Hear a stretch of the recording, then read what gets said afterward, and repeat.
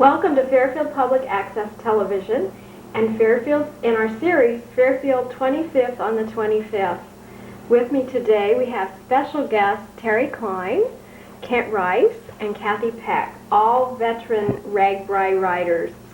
And they're going to share with you their tricks of the trade. All these things we're going to talk about and find out what they are. Well, we hope we're going to find out something about it. I think what we'll do is start out tonight talking about the wheels. They're pretty important. This wheel right here is one I don't use anymore, but it's called a sew-up. A lot of the racers use it, and it's designed to change real fast. And if you'll just notice what I'm going to do here. Is that the reason they call it the sew-up? It's called a sew-up. If you can look at the inside, Richard, there's no tire or tube. The tire and tube are all one. So it's sewed up on the inside. Now, do most bikes, are they like this nowadays? Very few. Most of them are what's called Clincher tires. And you'll tell us later. Right, which is very similar to a car. Now, if you can focus in on the rim, the rim's very smooth. They actually glue these on. And if you don't get them on tight, they sometimes roll off on a tight corner. But the racers use them because, as you saw how I peeled that off, it's very fast to put it back on. So when they're racing and in a hurry, they they can fix the tire. Most big races, though, they actually have somebody there and they just hand them a different tire and they go on the run. Different wheel altogether, yeah. Now, one of the things I like to talk about, if you can tell us a little bit about this, Kathy, what this item here is. That's Freewheel. In each gear, there's how many on this one? 6. So that would change the speed that you can go 6 times. A lot of people, you'll hear the bikes referred to generically as 10 speeds. Uh-huh. You probably would be hard-pressed to actually find a 10-speed today.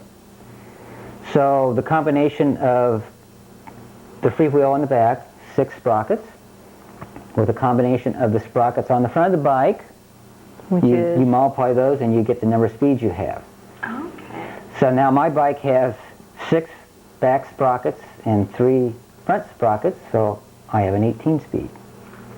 And how many gears do you think you use, really? I probably use 4 to 6.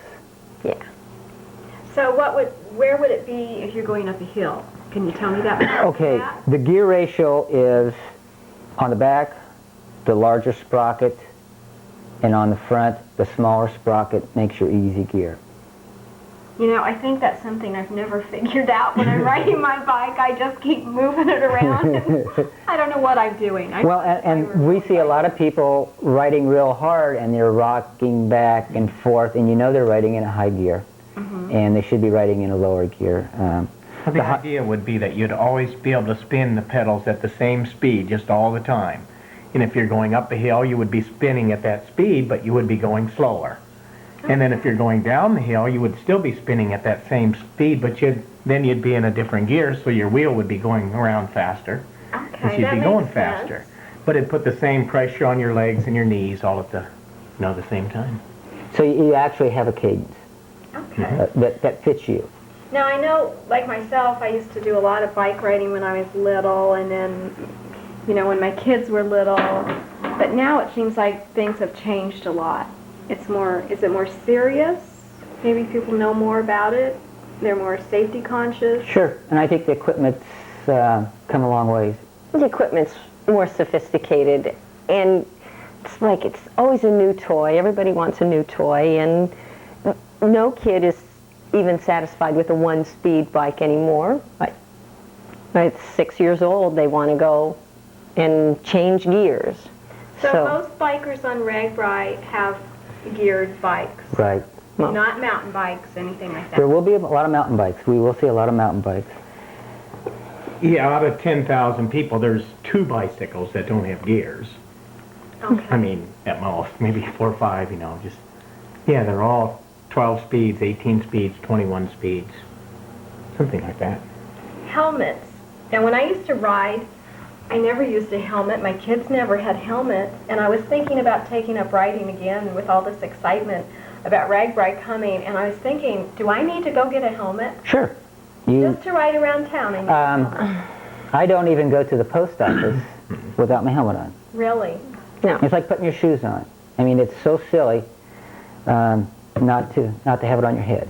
So if you have a bike, you should have a helmet. Right. Definitely. Yeah. One time of hearing somebody's head hit the pavement and it sounds like a watermelon popping, from then on you kind of want to wear a helmet because it's deadly. And it looks like there's all kinds. All kinds, shapes, Yeah. colors.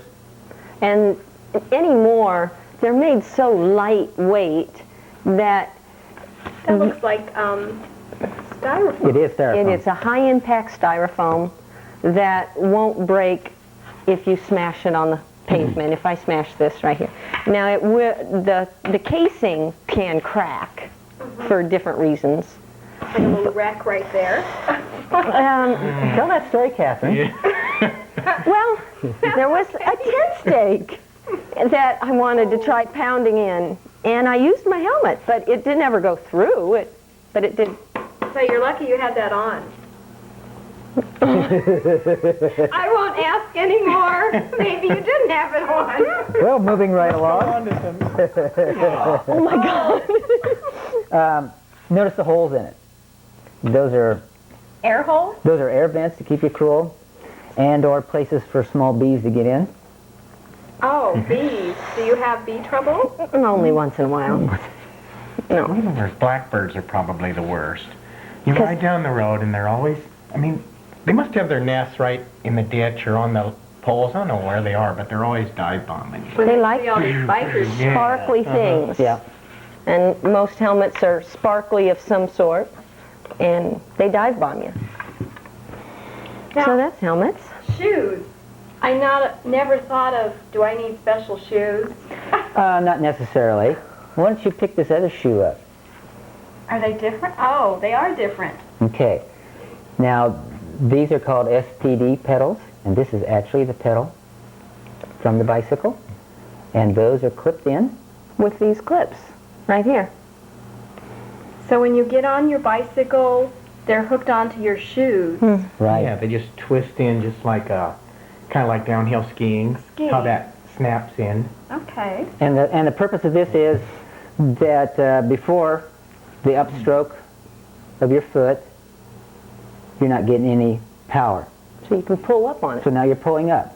So Okay. you're getting power all the way around the circle. Also, I know my son Alex had a bad accident once, and his foot slipped off or something, and Slide it came forward, around. yeah. Uh-huh. Really got him. Yeah. This does prevent that. You'll notice when you're speeding down a hill, when you're coasting, and then just that start up, you might not be in the right gear to catch the same pressure that your tires are going, and so your foot will not slip off the pedal. They have a lot of different kinds of shoes. I'm going to take my shoe off. Mine are sandals, and I have a hard time with the heat in the summer, and mine also have the clip in the bottom of the foot. Bicycle sandals. Bicycle sandals. They're very stiff, so you're pushing down on the whole platform of the sandal, and I'm clipped in. It's extra tough around here so that if I would fall, I might scuff my toe on the top, but I'm not going to hit. Protected on the end. Yeah, it is protected. Then these. Kathy has two types of bike shoes. Sandals, and then when it's raining, sandals with bread bags on them. Oh, bread bag. And when it's really cold, I use sandals with bread bags and wool socks. Break the wind. Okay. I always I'm bike sure in you sandals. invent things yourself All when you the have to. We actually carry these little things in our bike bag. Just in case. Then for people that have those pedals, and if you're going down, you had your bike on a trip, or even if you wanted to do a quick trip downtown and had your street shoes, you can put one of these in the cleats and then a regular shoe, just like a normal. It turns it into a normal pedal. Now, I know you guys are serious bikers, so you have these things to use, but do most people Yes. Most On people that our- ride a lot. Some kind of thing to keep from slipping off the pedal, either this or the clips, something so you don't slide off the front of the pedal. And I think you're right that with the gears it makes that a lot worse, because when you do shift, you might have a little bit of a clunk there would make you want to slide off. Now, when I said you're serious bike riders, how many miles a week do you ride? Say a year. How many say a year. How many? A year. 1,000 miles a year. Terry, about how many? Minimum. Well, my training schedule, by the second day of RAGBRAI, I've usually doubled it. Just because time. I usually only get 150 to 200 miles training in. Before you go on that. So then you do RAGBRAI, which is 400. So 600 to 700 600 to 700 there. for a year. Now, And then bike Bamboo. you're in good shape because you work at Oakwood Nursery. Well, yes and no. I mean, the set of muscles are different. Obviously, I can handle the heat because I'm out in it all day, but those muscles you're using are a lot different. A lot of people just decide to do this on the spur of the moment. Some train and some just Some train, jump some on. don't, right? Do you see people that give up along the way? Well, yes, the Register does have a sag wagon. How about give out? You know, Give the out. knees Right. give out. And a lot of that's improper training or improper riding technique. Riding high gears. When you should be spinning, like Ken said. I think it's more fun the better condition that you're in. You know, so you can More be out. enjoyable. Right, you can be out there enjoying your ride rather than struggling with it. Yeah. Tell us some more about these things. Okay, we have two different types of inner tubes here. This type here, Catherine, is a Presta valve. Presta valve. This one is called a Schrader. Schrader. Now, if you'll notice, the Schrader valve looks pretty much like what you have on your car. Just same size, go to a gas Go to station, gas station. put the chuck on there and then blows your tire up. And Why do, clear on out, probably. why do they have different ones? Well, that one has a metal screw that you can screw down, keep your pressure up. Yeah, if you screw this down, there's less chance of leakage Plus, this way. many of the bikes now have narrow tires, very narrow tires, like I have a 1-inch diameter Rim. on my rim, so you have a smaller tube, smaller tire, you have less space for this large valve, so they reduce the size of the valve. Plus, we're running a lot higher pressure. And less chance of a weak rim then. If you have a smaller hole in the rim, then it might not crack quite as much as having a bigger hole that would accommodate the Schrader valve. Your average child's bicycle is going to be running probably 50 to 70 pounds of pressure.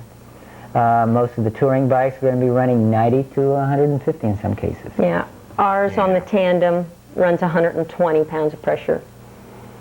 And So that's rock So hard. they're really firm, so that you're riding just on a thin edge, which reduces the friction, of course. And Uh-huh. Now, I know RAGBRAI has a lot of bike shops that follow it or go with it or set up every night. What are they dealing with mostly? Everything? Yes. gears, I'd Yeah. say. Gears. Clicking. It's clicking, it's not the cables on spokes these and tires, too. spokes and tires. Yeah, spokes, tires, gears. Oh, those guys, people are coming into town, like they'll be getting to Fairfield. The first one's like at 2 o'clock, maybe in the afternoon, maybe even noon. And those guys, there's probably 12 shops, and they're going to start doing their repairs. And they're going to work until 4 o'clock in the morning, you know, just continuous, because there's going to be a line of 20 people at each one of those, and I need this adjusted, I need that adjusted. And so many people that don't know how to do it, because, like you said, Or have the To do tools. it right, have Or- the tools. Right, right. I've heard some people have more than one bike they take with them. Yeah. Do they do that? Do you do that? No, I don't do No. that. Okay. No, but people in the bike club that we ride with, there's the single racing bike, the Tandem, And now And- some of them are carrying recumbents. and the Recumbents, recumbents. yeah. So they'll have 3 bikes maybe. And do they choose by maybe the lay of the ground, whether it's hilly or flat? Yeah, and who they can con to ride with them for the tandem and the wind. Keep the variety up there. Yeah. What about gloves? You know, that is one thing I learned my lesson on my first RAGBRAI. I didn't have much training before my first RAGBRAI, and I went out and just started riding, and the second day my hands were very, very sore, and a member of the bike club said, you've got to have gloves. It takes the pressure off of your pressure points with this padding, and I wore gloves from then on, and it's made the world of difference. And all it is just a nice padding right there where your pressure points are. I guess you don't think about that until you're on a bike all day. Yeah. A safety feature, if you should go down, one of your normal reactions is to put your hands out to break your fall. You have something to skid on. I've done that. I've ripped the gloves completely off my hand, and God, I just know that's what would have happened to my skin if it wasn't for the glove. So do you go through a lot of gloves? Maybe one a season. Yeah. Hopefully you don't fall and rip them off your hand. Well, I've done that more than once, actually. But the salt from perspiration will Ruin break your them gloves. down. And they do stretch sometimes where they don't fit anymore. Yeah. You have a lot of tools out here. These tools here at the front of the table are tools that I don't take with me on a normal trip. I've taken them only on a long tour. This one here is a cable cutter so that you don't get frayed ends. It's got rounded cuts and it will cut a cable. These two are cone wrenches, and on my old bike you'd have to adjust the wheels and the axle with these. You'd have to have two wrenches and work them at the same time. This one is a crank puller, and you can't get your bottom bracket, your pedals off your bottom bracket. I could show you that, but it's on the bike. Well, that front crank there to get that whole thing off, to get that bearing out of there. Without this, it screws on, and then as you unscrew this, it pushes this out to actually pull the crank off of the bottom bracket. It's kind of a neat tool. You can't get that off without it. A car mechanic would call it a wheel puller. Yeah. And this is a Freewheel wrench, but you can't, this isn't it by itself. You put this through a Freewheel, and you have to have the right one for your right Freewheel, and then you have to set this in a vise. You put your Freewheel on that over your tire, and then you turn the whole wheel in order to get this Freewheel off. It's on there so tight from your pressure of your pedals, pedaling all day. This one's a pedal wrench, and most pedal wrenches are a 15 millimeter. This is a bottom bracket wrench, and these are headset wrenches, and they're the right size for my tandem, but I was checking them on Terry Klein's bike, and they won't work on his bike, so they're very specific to the bicycle you have. So they sell a lot of different ones for different bikes. Correct. And like I said, those are just my shop tools. I don't generally take those with me unless I'm on a long tour, and I don't think anybody's going to be around. Tri-Flow. Wouldn't use any other kind. What is it's a Teflon lubricant. It's not just an oil. It lasts a long time. If you're out on a ride where you can't wax your chain, some people use paraffin and wax their chain. They heat it up. Nail it on. What's the purpose? It keeps it running. Lubricated. Yeah, right. And just like you'd oil anything, you don't want it rusty. Sure. But Oil would spin off. And this Teflon coating stays on quite a while. And again, if you're on a long tour that you can't wax your chain. And how often should you wax your chain? What is it, every 800 miles, depending on the kind of weather you've been in. A lot of your serious riders that do mechanical work, well, if they've been out riding in the rain, they'll take their chain off and soak it and re-clean it. Yeah. Which, Catherine, if you want to reach over there, there's a chain puller. You're going to have to show me Chain the tool. puller. This is a chain tool. It will take a link out of a chain just by taking the little link out, and then It just pushes it out. pull it off. And the chain falls apart. Then you it falls apart. Then Okay. then it falls apart. Okay. You have to be very careful though and not poke the little pin completely through. out. Because it's very Okay. difficult to get it in back link. Like all in. weekend to get it back in. I've done that one too. That's if you can find it again. Most people on RAGBRAI know how to do these kinds of things. No, I wouldn't say No. Most would not have that tool probably with them. with them.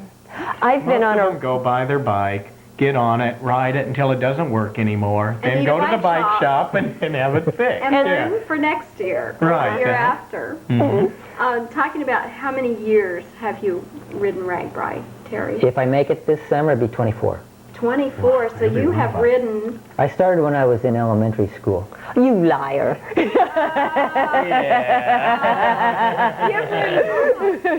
All of them but one. If you Oh, do but the this first one, yeah.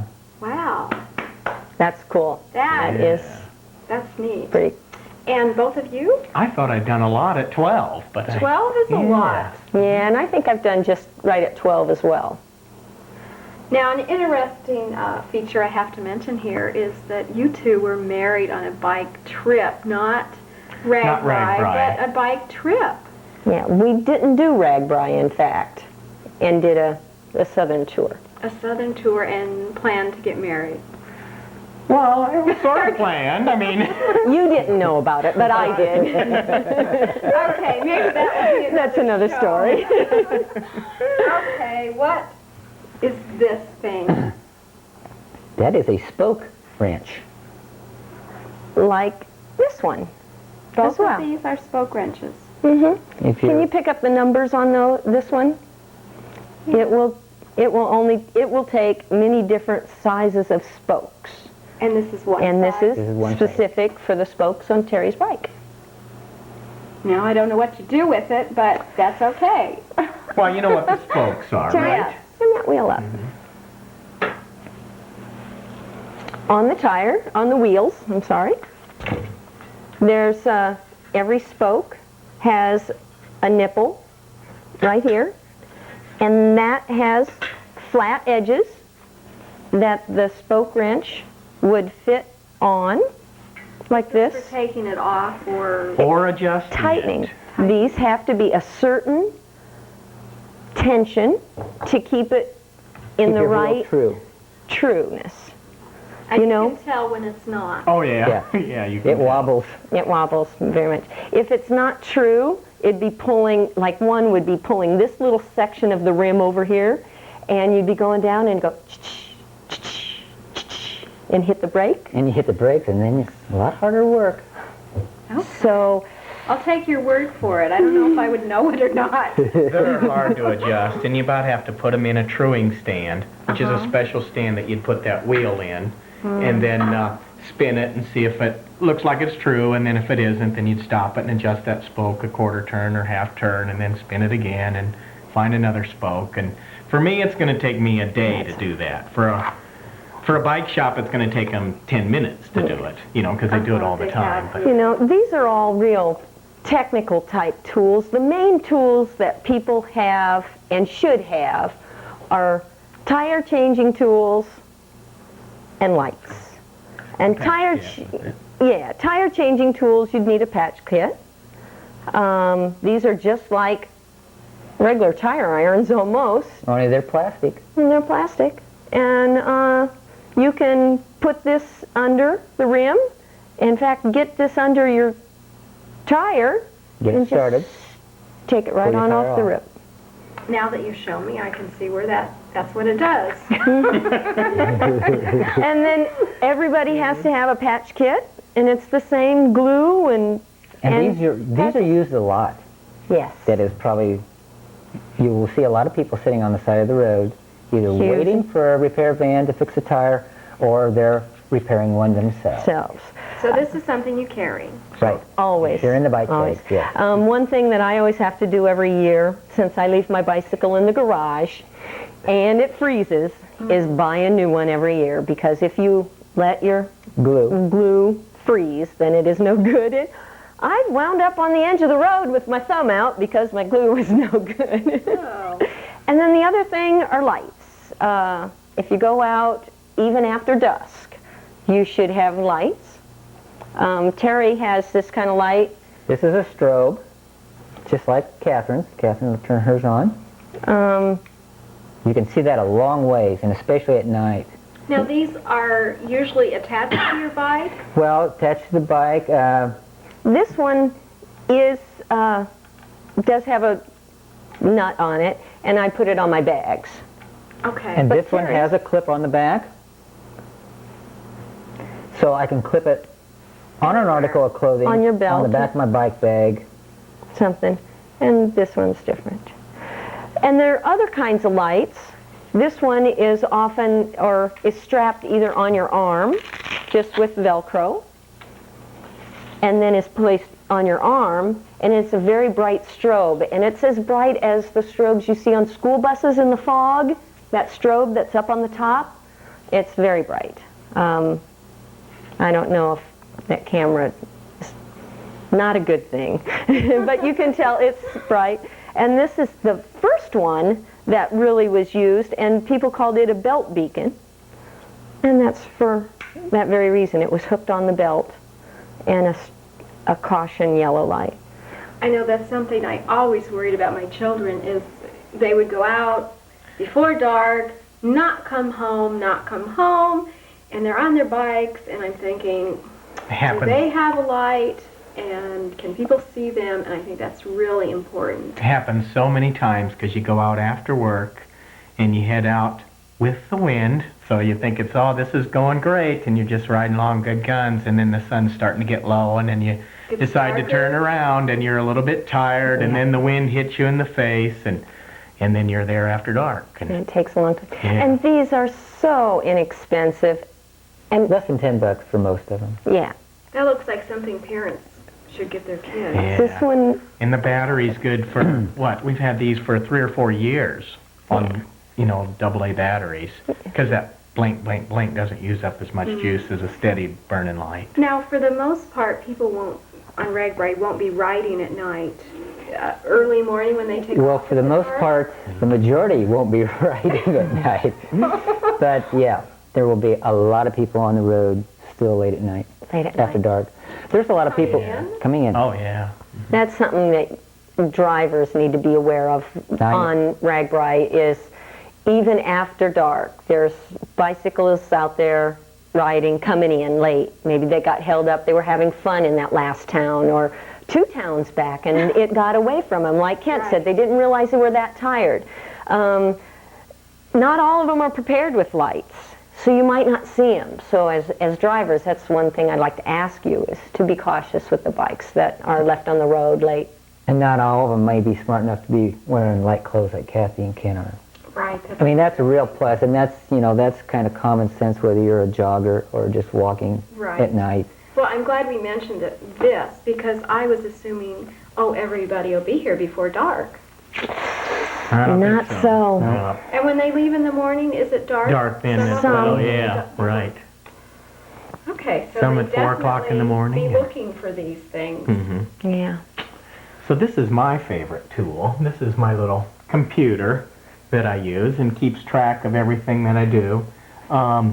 This top number here is in RPMs, and it records the cadence, as I was talking about. When you're spinning your gears, it tells how fast you're spinning, and we always like to keep that at going around 85, 90, 95 revolutions per minute.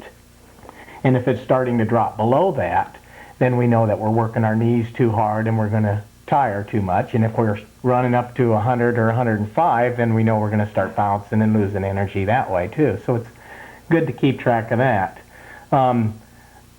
This has different modes on it. This happens to show, right now it happens to show the average speed. We just rode over here and we rode at an average of 8.5 miles an hour. And it took us 13 minutes and 10 seconds. And that's my total distance. On the tandem bicycle, we now have 4,392.3 miles. Wow. That's That's a few years. Yeah. That's uh-huh. great. So it has all those little items, Now, and then Does this and hook also has on- the speed then as well. Where does that hook on? To you or your bike? This hooks onto the bicycle itself. Yeah, so it just snaps on there, and then there's a magnet right next to the wheel, so it counts each time the wheel goes by. And then there's another magnet right next to the pedals that counts each time the pedals go by. Okay. So you get both the cadence and the speed. Shall we show them? Let's show them. Let's show them. Now this, I'm going to Which one pull. do you want to look at? this Well- tandem bike was made specially for you. Yes. I'm going to stand on this side. You go ahead. Where do you go Okay. to get a bicycle made? Well- Yeah, we did have it made special for the two of us. And if you're buying a single bike, you can go into a store and you're looking for one bike to fit one person, and you've got 300 or 400 or 500 bikes to choose from. But if you're buying a tandem bike, you have to get a bicycle that fits two people. So then, you know, it has to have the right height here, the distance from the pedals down. It has to be the right distance from the seat to the handlebars for what your top length of your body is. And it's hard to get that to fit. You know, this fits for Kathy, and then this back end fits So for you me. always ride in the front Yes. and Kent Right. rides in the back. Yeah. So this definitely is custom made. It's Right. custom made. The frame builder that we used is in Marshalltown, Iowa. His name's Borthwick. And he did a lot of nice custom things for us. Yeah, the paint job is something that we're really kind of excited about, because picking out the color of the bike, of course, we don't always agree on everything. And so Kathy was wanting a gray bicycle, and so it's gray here. And I was wanting a blue bicycle, so as it comes back, it fades, and then it gets into a blue bicycle back at the back, because I think a blue would be Now, a is nicer this a bicycle. true story? That is a true story. I just thought it was really neatly designed to have all that color change. Even the bicycle pump has been painted to match the bicycle. We've Oh, talked wow. about the, changing your tire on the road. If you have a flat, having your patch kit, and then of course you'd have to pump it up. So you'd put this on the stem and pump I like that. 125 pounds into it. Seems like you can go through lots of bicycle pumps when you have kids. Yeah. Never around and they never work. Right. Well, this one attaches right to the bike, so you don't lose it too much. And you have it when you need it. Right. Yeah, like when a dog comes by and it's chasing you, then you pull this out. And Whack 'em. it does have one other use as well. That's great. And are those water bottles? Some of them. Some of them are. This is a water bottle here, my water bottle that I use all the time, and it's short and handy to get out. This is a water bottle that's a little taller, so I usually use this one, and then when this one's empty, then I would dump it from that into there, and then put it back there, so I always have this one that's handy Now, to is- use. Are vitamins in that next one there? In this one? Go ahead. Oh, Kent. This is another question I shouldn't ask. No, that's not true. Kent doesn't do the bicycle mechanics. I do. So in these two, I have the oil we talked about, the wrenches we talked about, the tire kit we talked about, plus some odds and end parts. And in this one, I have the spoke wrench we talked about, vice grips that'll do just anything we didn't happen to talk about but might need, and all the other the spoke wrenches and flashlight for finding the nuts you drop and all sorts of things. They have a patent pending on this new toolbox. Hey, I think I want to follow you if I ride. Well, when you're touring and nobody's out there but just you and me and my darling back there, It's added more space to them. As you can see from their bike, they have a lot of bags, but when you're traveling by yourself, you've got tent, sleeping gear, clothes changes. You're saying all that is on there? Oh yeah, we set this all up for us to ride, not just RAGBRAI, but all of our bike rides as well. and so, that's a whole program. That's another whole program, what's in all those bags. Wow. We each have a set, so I mean, Kathy's got one little one and a one little one up in front I have, and then we each have our clothes, 2 bags in the back for What's the that's the clothes. furthest any of you have went in a day or a trip, or besides RAGBRAI? I would say probably 110, 115 miles. is In a my- day. In a day. Oh, I In a did day. 160. I'm proud of that one. That was my big day. Loaded there with all your gear or on a Oh yeah. skeleton bike? I was pulling a brick behind me too. Yeah, I think it was a skeleton bike. That's just a little thing I do. I've never ridden very far on a skeleton bike. I call Terry's a skeleton bike. Let's look at this Yeah. bike and tell me why you... It goes fast. He can beat me no matter what. Yeah, he slimmed it down ahead. to make it about as lightweight as he could. Like you said, the narrow tires onto it. Team Sprint, Terry, tell us about that bike. You've had that a long time, haven't you? 24 years. The only thing original on this bike is the derailleur. And the derailleur, here's the front derailleur and the back derailleur. And this is the gizmo that when you pull on your levers changes your chain to a different sprocket. And that's the original. That's original. The frame itself is original. And the rider. The rider. 24. Did you ride this on the first one? Right. 24 years I bought ago? this in 1973, so everything else has been changed. Handlebars, crank, wheels several times. Will you be riding this one this year? Oh, you bet. Mm-hmm. Will. Now, if you can get a picture of this, Richard, this is an important feature that most touring bikers do have, and that's a mirror. It's attached with Velcro, so I can take it off. I can change positions of it. Another type of mirror is this one right here. Very small, compact, and a lot of people attach these to their helmets. So that's so you can check in a big bike ride like RAGBRAI, there's people all around you. Uh-huh. Or if you're out riding by yourself and you want to check cars, you'll want to keep track of what's going on behind you. Oh, that's a good idea. Especially with all these people that are riding in RAGBRAI. Boy, and they won't even tell us a number this year. And On your left, on your right. On You ever heard that?